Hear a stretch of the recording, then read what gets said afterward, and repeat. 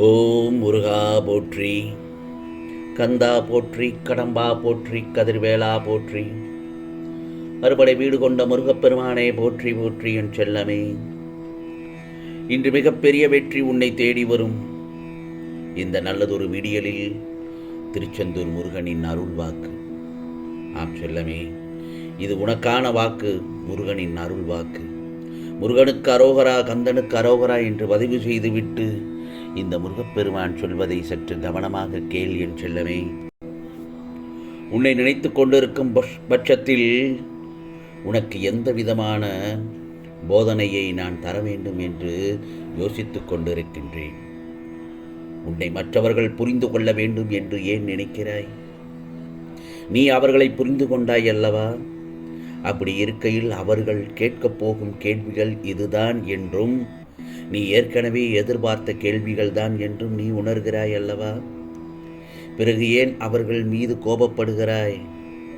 அவர்களுக்கு நிதானமாய் 2 வார்த்தைகளில் பதில் கூறிவிட்டு உன் கோபத்தை அந்த கூறிய வார்த்தைகளிலேயே மறந்துவிடு. அப்படி இருக்கும் பட்சத்தில் நீ வாழ்க்கையில் ஏமாந்து போக மாட்டாய் என் செல்லமே. உனக்கு கோபமும் தன்னை புரிந்து கொள்ளவில்லை என்ற ஏமாற்ற நிலையும் அவர்கள் மீது வெறுப்பும் வாழ்க்கையில் ஒரு வெற்றி இடத்தை உணரமாட்டாய். உன்னை நான் என் வசம் இழுக்க காரணம் நீ மனிதநேயம் உள்ளம் கொண்டவன்தான். அதனால்தான் நீ என் வசத்தில் இருக்கிறாய்.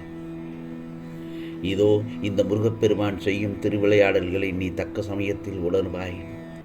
உனக்குள் எழும் தேவையில்லாத எண்ணங்களை நினைத்து நமக்கு இவ்வளவு கெட்ட எண்ணங்களா என்று உன்னை குழப்பிக்கொள்ளாதே. அந்த எண்ணங்களின் தோற்றத்திற்கு காரணம் நல்ல எண்ணங்களின் உயர்வு தன்மை உணர்த்தவைதான். என் செல்லமே, உன் வாழ்க்கையில் நீ நிதானத்தையும் பொறுமையும் நம்பிக்கையும் கடைப்பிடி. ஏனென்றால் சோதனை முடியும் காலகட்டத்தில் நீ நின்று கொண்டிருக்கிறாய். அது உன்னை சீண்டி பார்க்கும்.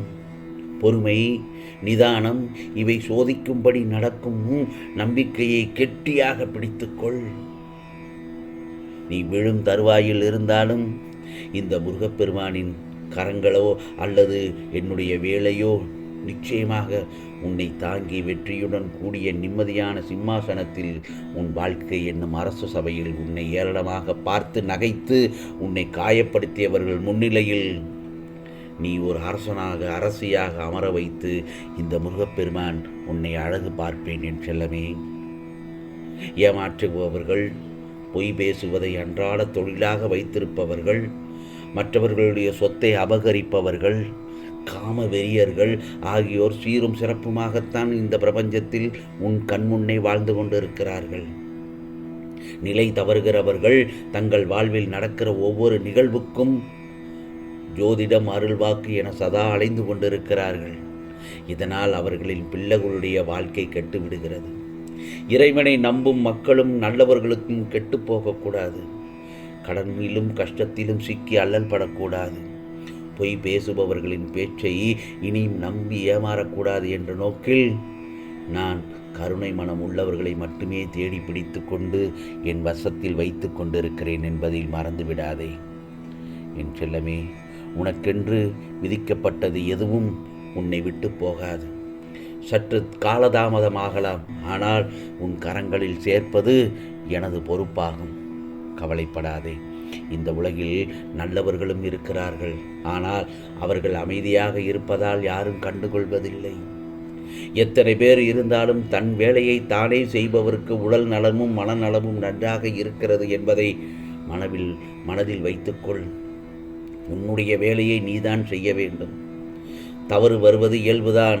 ஆனால் தவறு வரும் என்று நினைத்து எதையும் செய்யாமல் இருப்பதுதான் மிகப்பெரிய தவறு. ஆகவே எந்த ஒரு தருணத்திலும் வயதிற்கு மரியாதை கொடுங்கள்.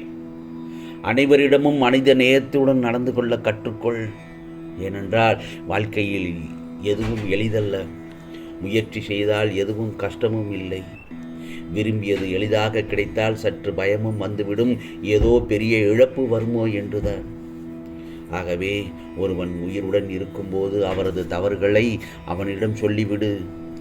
அவன் மறைந்த பிறகு அவன் செய்த நன்மைகளை மட்டும்தான் பேசும் இந்த உலகம். நான் சொல்வது புரிகிறதா என் செல்லமே? மன அமைதியை பாதுகாக்க விரும்பினால் உனது சொந்த வேலையில் மட்டும் கவனம் செலுத்து. மற்றவர்களுடைய விஷயங்களில் தேவையில்லாமல் மூக்குள் இழைப்பதோ தலையிடுவதோ தவிர்த்துவிடு. வாழ்க்கையில் சில நேரம் தொடர் கஷ்டங்கள் வந்து கொண்டே இருக்கலாம்.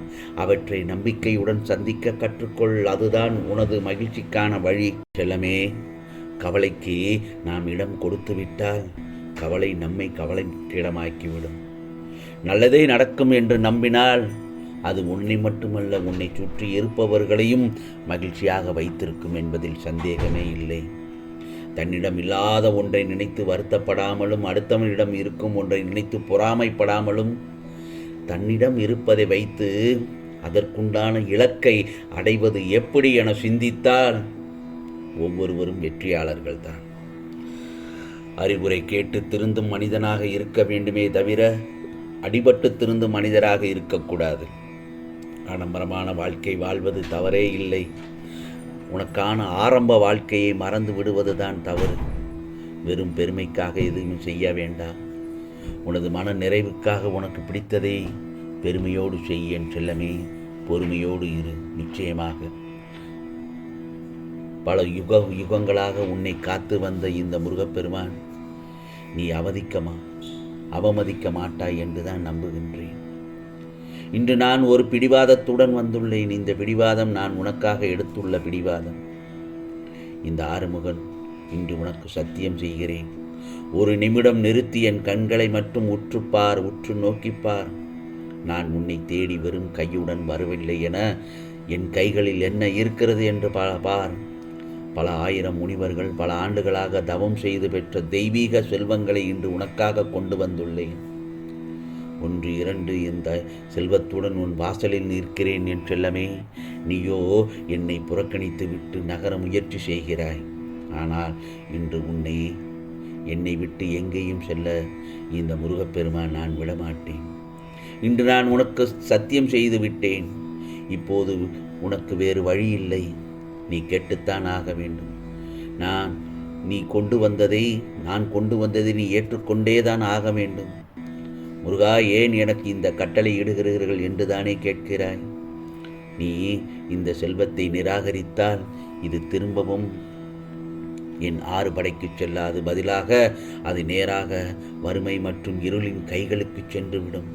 அதனால் தான் சொல்கிறேன், இந்த முருகப்பெருமானின் ஆசி பெற்ற செல்வத்தை பெற்றுக்கொள்ளும் செல்வமே அமைதியாகவும் நிதானமாகவும் அவர் ஒரு நிமிடம் அமைதியாக மூச்சை இழுத்துவிடு.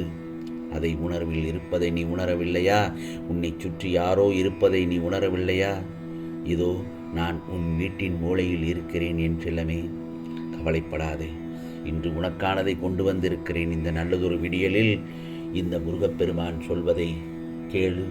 நான் கொடுப்பதை பெற்றுக்கொள். இது உனக்கான வாக்கு, சத்திய வாக்கு.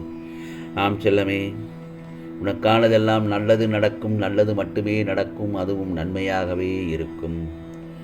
ஓம் சரவண பவ. ஓம் சரவண பவ. ஓம் சரவண பவ.